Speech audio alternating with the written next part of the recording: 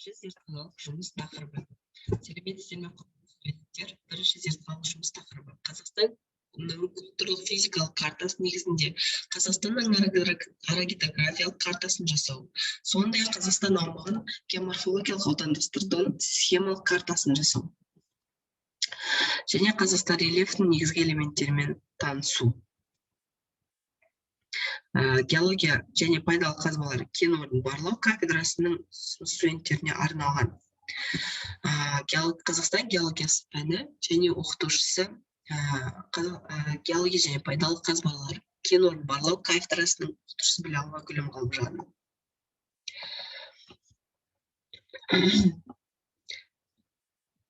Пәннің мақсаты жер қыртысының кез келген учаскесінің геологиялық құрылысын талдау, оның тұтас сипаттамасын құру және оның уақыт пен кеңістікте даму жағдайларын түсіндіру.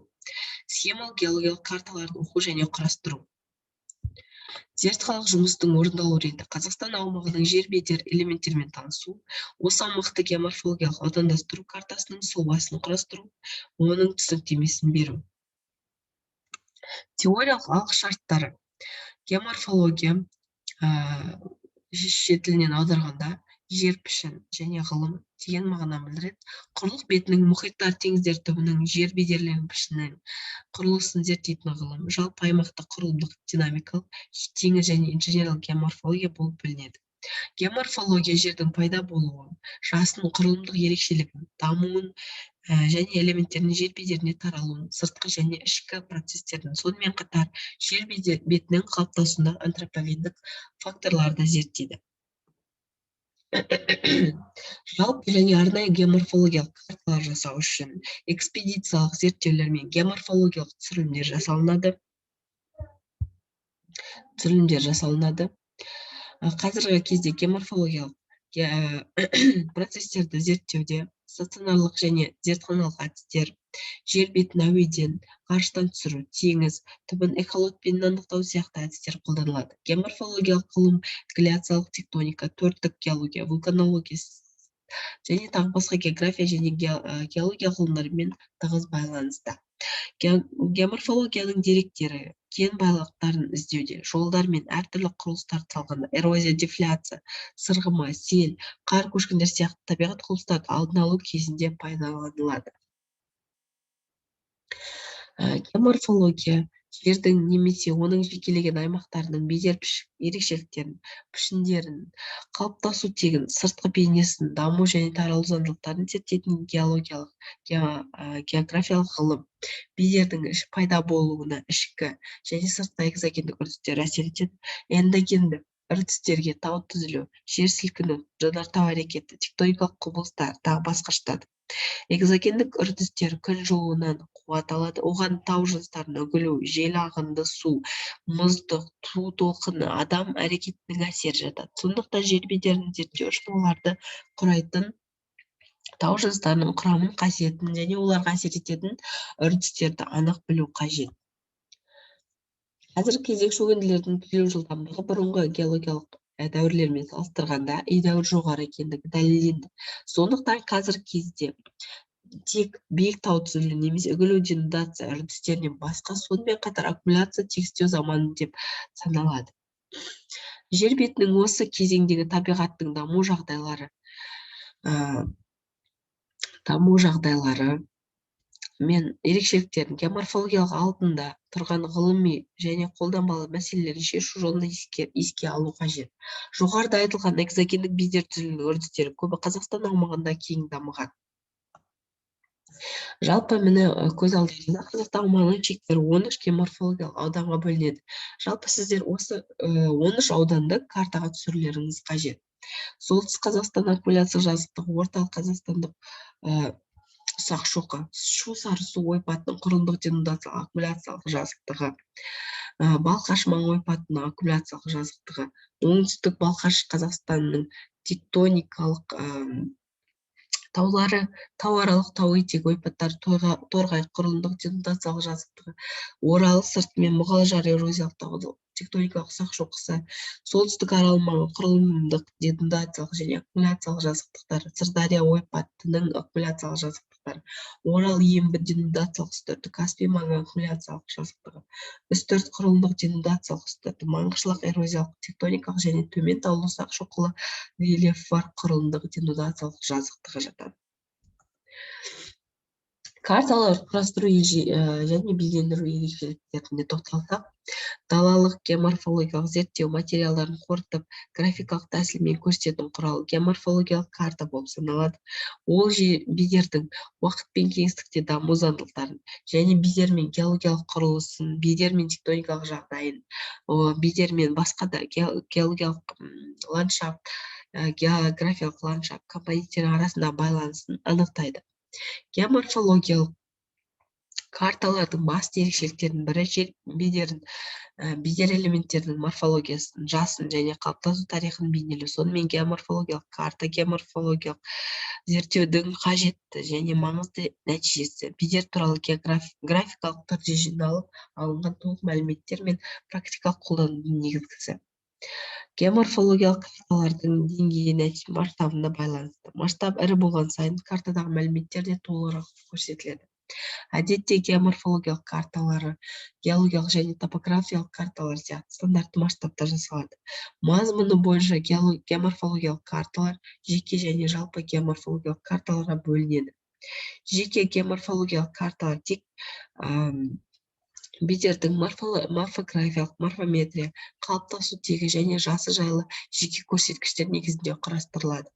Жалпы геоморфология карталар жеке көрсеткіштердің жиынтығы ретінде бедердің жалпы сипаттамасын, морфографиясын, морфометриясын, қалыптасу тегін және бедердің жасын бейнелеп береді.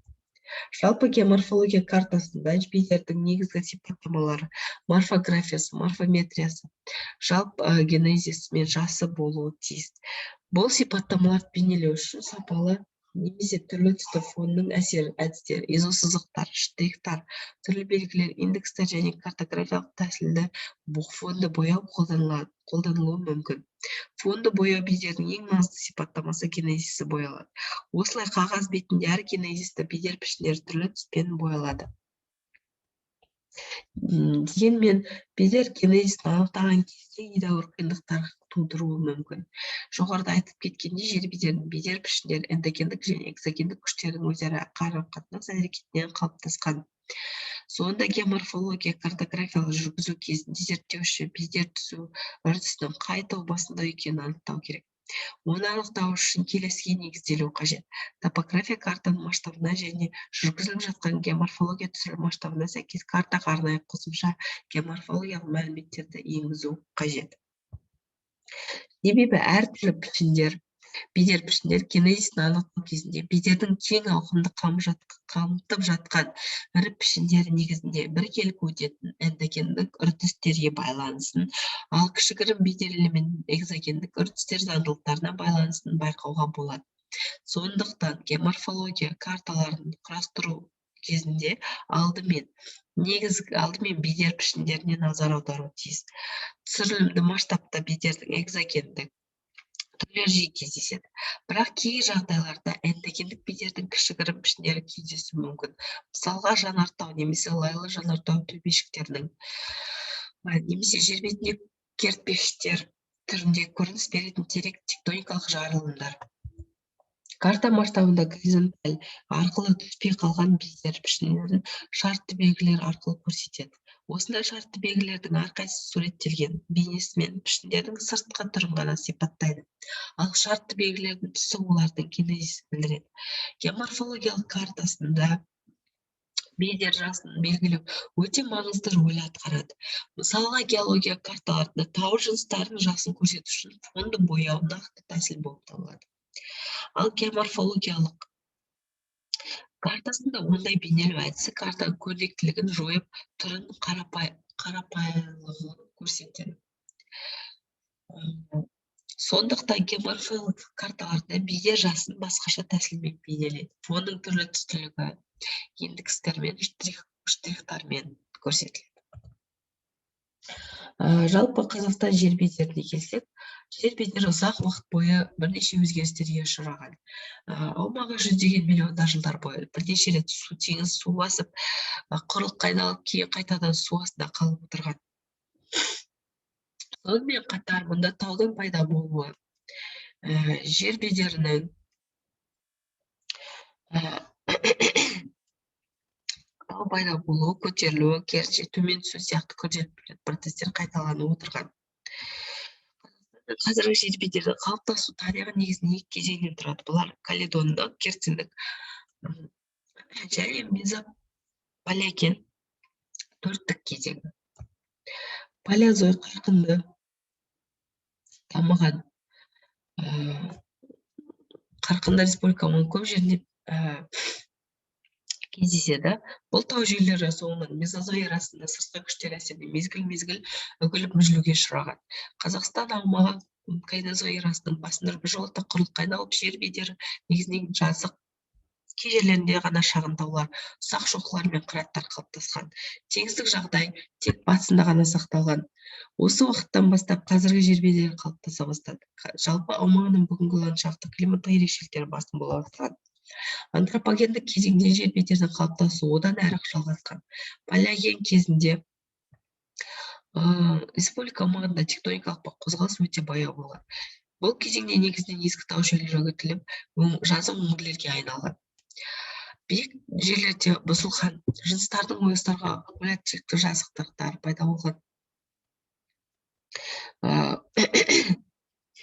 Батыс бөлігін теңіз айдынды жауып жатқан және оның шығыс шекарасы шамамен Сырдария өңірінің төмен ағысы сағасына дейін жеткен. Ол алаптың қалдығы қазіргі Каспий теңізі.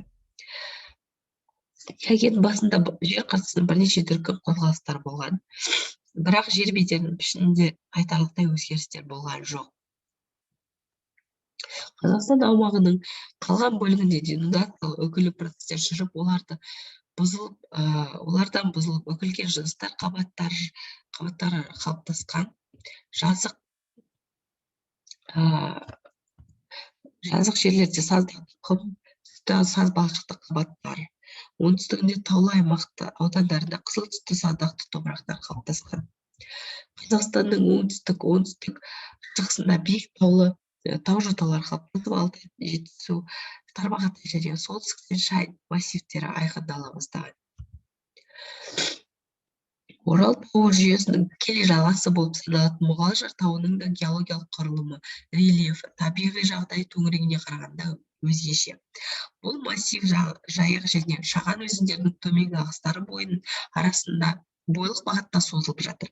Оңтүстік шетінде жекелеген қырқаларға және шоқыларға бөлінеді және біртіндеп жас шөгінділермен жабылып, үстірттің солтүстік және жар кемеріне ұласады.